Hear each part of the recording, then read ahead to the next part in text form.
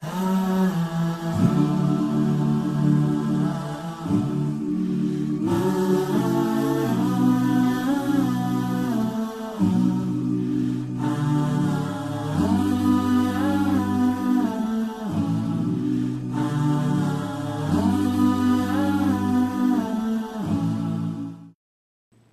بالله من الشيطان الرجيم ثم قست قلوبكم من بعد ذلك فهي كالحجارة أو أشد قسوة وإن من الحجارة لما يتفجر منه الأنهار وإن منها لما يشقق فيخرج منه الماء وإن منها لما يهبط من خشية الله وما الله بغافل عما تعملون وبعد. My dear brothers and sisters in Islam, we thank Allah Azza wa Jal for having given us life so that we can come here today and worship Him and thank Him and remember Him. We ask Him to forgive us for all the sins we have committed, and we ask Him to save us from the punishment of the grave and that of the hellfire, and to save us from the many different anguishes and the problems of the day of judgment. We ask Allah Azza wa Jal to shade us with His shade. On that day, there is no shade except His shade. My dear brothers and sisters in Islam, we thank Allah for not making the rain so disastrous as it may seem a bit problematic for some people. And we keep on asking Him to keep us safe and sound through all the trials and hardship that He may be showering upon us. And we ask Him indeed to keep the Muslims in all parts of the world safe, in Burma, in Palestine, in Syria, Iraq, Afghanistan, and many other places, Somalia, Sudan, and all these other places. We ask Him indeed to keep us safe, inshallah. And when we look at what people do, we want to know sometimes why are they behaving like they do, with all these bombings and killing innocent people. Yes, culprits are to be caught and dealt with. But sometimes we see innocent people, sometimes Muslims, sometimes non-Muslims, are being slaughtered. And we want to know why. Well, the Quran talks about it. It is because of hard-heartedness. Our hearts have become hard. So when we see the downtrodden, we push them down some more. When we see people achieve success, we are jealous and we want to cut them down. So Allah Azza wa Jal tells us, and He was referring to Banu Israel, the tribes of Israel, after He gave life to someone who was murdered. He gave life to that soul, and the person told them who the murderer was. So He's reporting after that, and He tells us, ثُمَّ قَسَتْ قُلُوبُكُم مِّن بَعْدِ ذَلِكَ. Then your hearts became hard after that because of a lack of iman. ثُمَّ قَسَتْ قُلُوبُكُم مِّن بَعْدِ ذَلِكَ فَهِيَ كَالْحِجَارَةِ وَأَشَدُّ قَسْوَةً. After some time, your hearts have become hard, and they become like stone, or even harder than that. Tougher, hard to break. Then He gave us an example, a mathal, a proverb, a metaphor. But the metaphor is real. Because even though your hearts have become hard, He says, وَإِنَّ مِنَ الْحِجَارَةِ لَمَا يَتَفَجَّرُ مِنْهُ الْأَنْهَارُ. There are some stones that rivers flow from it. Rivers, and we know about that.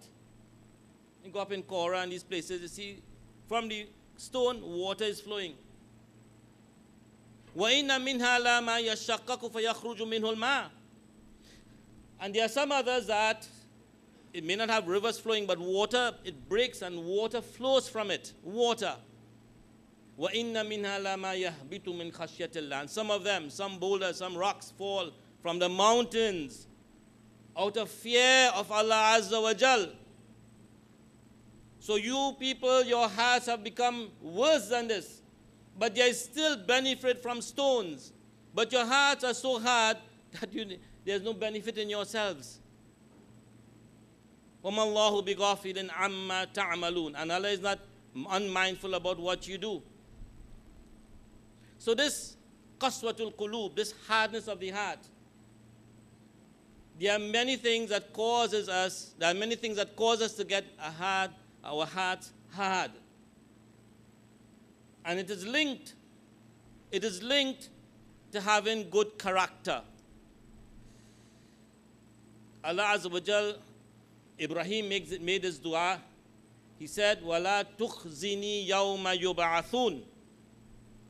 Do not disgrace me on the day they are resurrected. Ibrahim is making his dua.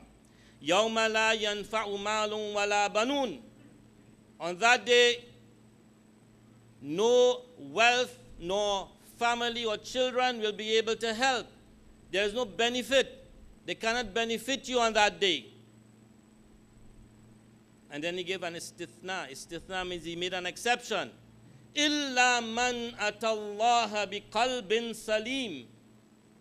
Except he who goes to Allah on that day of judgment with a good heart, a sound heart, a healthy heart. Some of the brothers might be having a problem because we know a lot of you have heart attack and all kind of stroke and stuff like that. Well, it doesn't refer to that. It refers to the purity of the heart. Not whether it have cholesterol or you have blood in your sugar and you have diabetic and whatever. It refers to the purity of the heart. That every time we do a bad deed, a black dot comes on the heart. A black dot comes on the heart. So we have to consider whether how we are, my dear brothers and sisters in Islam. When Rasulullah sallallahu alaihi wasallam tells us, "Inna Allah la yanzuru ila suwarikum wa amwalikum," that Allah Azza wa Jal doesn't look at your structures, how beautiful and handsome you are. He doesn't look at that, nor does he look at your wealth. Innama yanzuru ila a'malikum wa qulubikum. He only looks at your deeds and your hearts. This is what he does. So you might find a fellow outside there looking real stumpy and ugly and, oh gosh, trouble. Oh, that's just a real ugly boy. So I want to tell you about a man from a place called Nuba. So we call him a Nubian. Not the Nubians who say they're part of Islam and, but he's from there, Nuba. He had thick, pudgy feet in layers. They describe it as being in layers. He had a very flat nose. And his lips will make Ambrose look beautiful. Really. He had real thick lips. And he was a slave. And he was black. I'm not saying black as a racist thing, but that is the man. He was black. And you know what? Allah mentioned him in the Quran. Allah mentioned this man in the Quran. In goodness. He mentioned him in the Quran. He says, Azza wa Jal, وَلَقَدْ آتَيْنَا لُقْمَانَ الْحِكْمَةِ وَلَقَدْ آتَيْنَا لُقْمَانَ الْحِكْمَةَ أَنِ اشْكُرْ لِلَّهِ. Subhanallah. Indeed, we gave Luqman wisdom that he must thank Allah Azza wa Jal.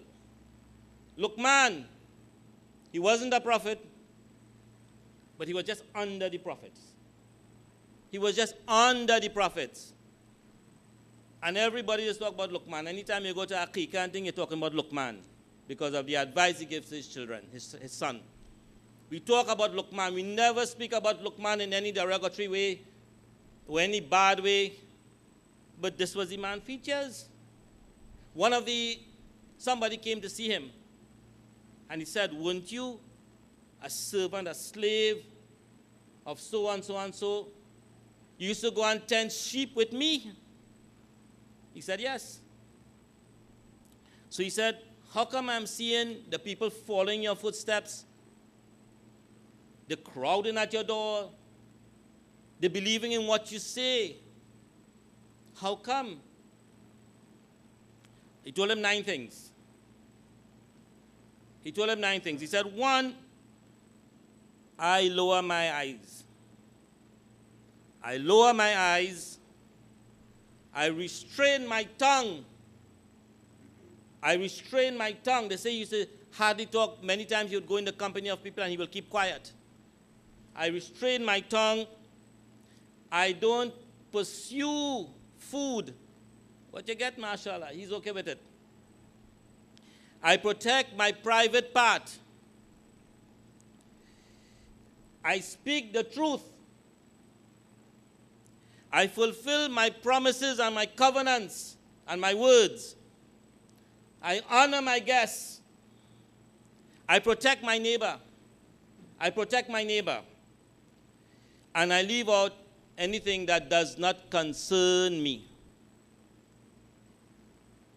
If this or these traits do not speak about good character, then I don't know what is or what will.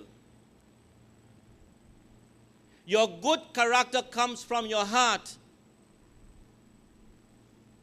As Rasulullah sallallahu alaihi wasallam said, Allah, inna fil jasadi mudghatan. Indeed, in the body there's a morsel of flesh. Idha salahat salahal jasadu kullu. If that flesh is sound and healthy and good, the whole body is good. Wa idha fasadat fasadal jasadu kullu. And if it's spoiled and rotten, if it is spoiled and rotten not in a physical way, but in a spiritual way, then the whole body is spoiled and rotten. Allah wa hiya al-qalb. It is only the heart. The heart, my dear brothers and sisters in Islam, that when we, in our ta'amul, and when we are interacting with each other, the heart produces our actions. And whilst in front of certain people we might be good and nice and salamu alaikum and everything good, mashallah, how are we with other people? Our employees, our wives, the husbands, the children, the parents, the in-laws, the neighbor, how are we with them?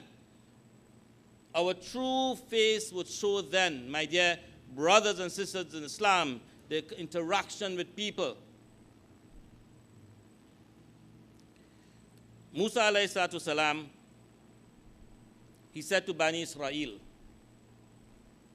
he said, وَمَا لَكُمْ تَأْتُونِي عَلَيْكُمْ ثِيَابُ الرُّهْبَانِ. He said, what's with you guys that you come to me? You come to me with the clothing of the monks, meaning that outwardly they look very holy and spiritual. They look very nice.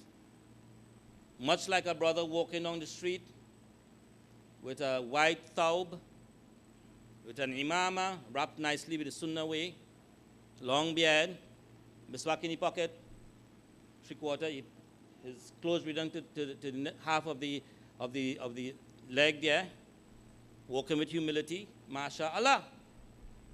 Thiyabur Rahban, probably call that Thiyabur Shuyukh.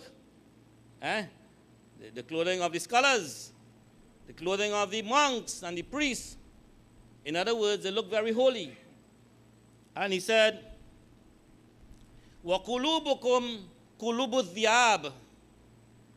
So your clothes are the clothes of the monks and the holy people, but your hearts are hearts of wolves. The Musa telling Banu Israel this. Your hearts are hearts of the wolves. You know what's a wolf? You won't want to have any wolf in your house or around your yard. We don't have them in Trinidad, mashallah. Ilbasu thiyab al-muluk. Go and wear the clothing of the kings and look very pompous and proud, pride and etc. Go and wear it on. Don't wear the simple clothing of holy men. Go wear the expensive clothing. Go and wear the clothing of the kings. But soften your hearts with fear of Allah Azza wa Jal. He's telling them that it doesn't matter what you wear. Yes, in Islam we are restricted to certain things. We have to fall within those restrictions. But what's the use of me wearing all these nice clothes and people say, yeah, Sheikh and whatnot, and I'm a monster in reality? It's the heart, my dear brothers and sisters in Islam. It is the heart. Rasulullah sallallahu alaihi wasallam tells us in a hadith. It's a frightening hadith. Very, very frightening. I'll share it with you.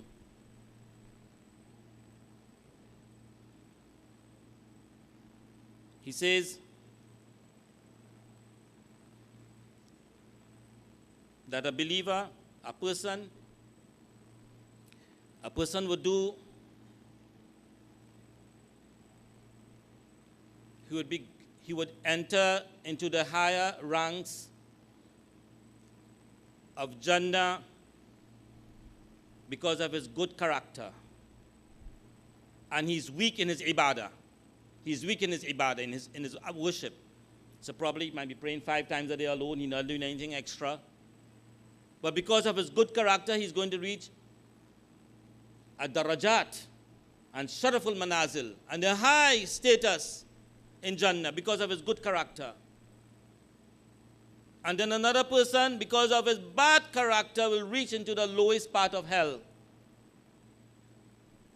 Wahu abid. And he's a worshipper. He does all sorts of different worship. And going back to what Musa was telling Banu Israel, that if we're doing all these worship but we are not nice to each other, then something is wrong. We have to have good character. In another hadith, Rasulullah sallallahu alaihi wasallam said, "Inna habbakum ilayya," indeed the most beloved of you to me, wa akrabakum minni majlisan, and the nearest of you will sit with me, referring to in Jannah, ahasinukum akhlaqan, the best of you in character. The best of you in character. Wa inna abghadakum ilayya, and the most hated of you to me. Wa ab'adakum minni manzilan fil jannah, and the furthest of you in status to me in Jannah, masawikum akhlaqan, are those who have adopted the worst character.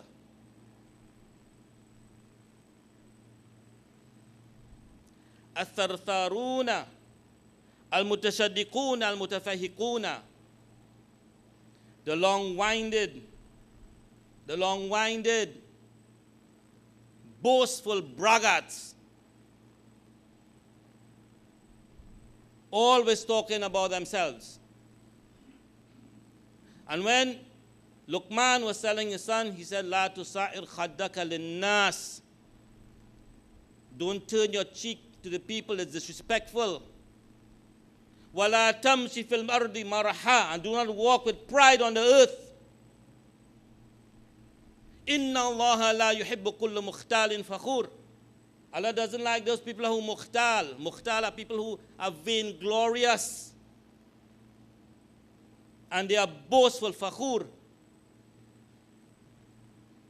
And I have to talk about this selfie thing. You see, we live in a world where I have to be beautiful. I have to be beautiful. I have to take a selfie of myself and post it on Facebook or WhatsApp. I have to do this because I'm beautiful, I'm handsome. Look at the food I make. Check it out. You follow in? Look at my grandchildren, look at my children, look how nice they're looking in their clothing and their uniform. Look at it, and I post it all over the place for the whole dunya to see. Why? If a man take a photograph and, that's something else, but you take a selfie. It's a selfie. Narcissism. You see, the world is teaching us to love yourself. Love yourself. And forget about Allah Azza wa Jal, because you are the most important thing on the earth. Forget about everybody else. Cut your face up and put plastic in it to look nice. La hawla wa la quwwata illa billahi al-'aliyyil azim. This is what the world is teaching us, but they're not teaching us about the heart. And this is the most important thing, my dear brothers and sisters in Islam. We have to go to Allah Azza wa Jal with a sound heart. If we do not do that, we're in a lot of, literally speaking, hot water, hot fire. So may Allah Azza wa Jal make us of those people who are patient. May He make us of those people who love Him. As we say, Allahumma inna nas'aluka hubbak. O Allah, we ask you for your love. Wa hubba man yuhibbuk.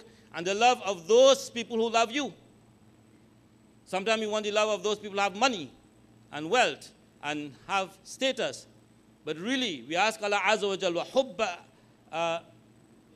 wa hubba amalin yuqarribuna ila hubbika, and we ask Allah Azza wa Jal as well to give us love of action, give us love of deeds that will bring us close to the love of Allah Azza wa Jal. And where's the love? In the heart. May Allah Azza wa Jal bless us all. May He keep us on the path of Islam. May He make us understand how we are to each other. And if it is, we've been very, very bad to each other, then we need to fix it. We need to fix it. And the hadith of Rasulullah sallallahu alaihi wasallam, and he says, khayrukum li ahli, wa ana khayrukum li ahli. The best of you is the best of you to your family, to his family. And I am the best of you to my family than you are to yours. Ameen. أقول قولي هذا وأستغفر الله لي ولكم ولسائر المسلمين من كل ذنب فاستغفروه إنه هو الغفور الرحيم.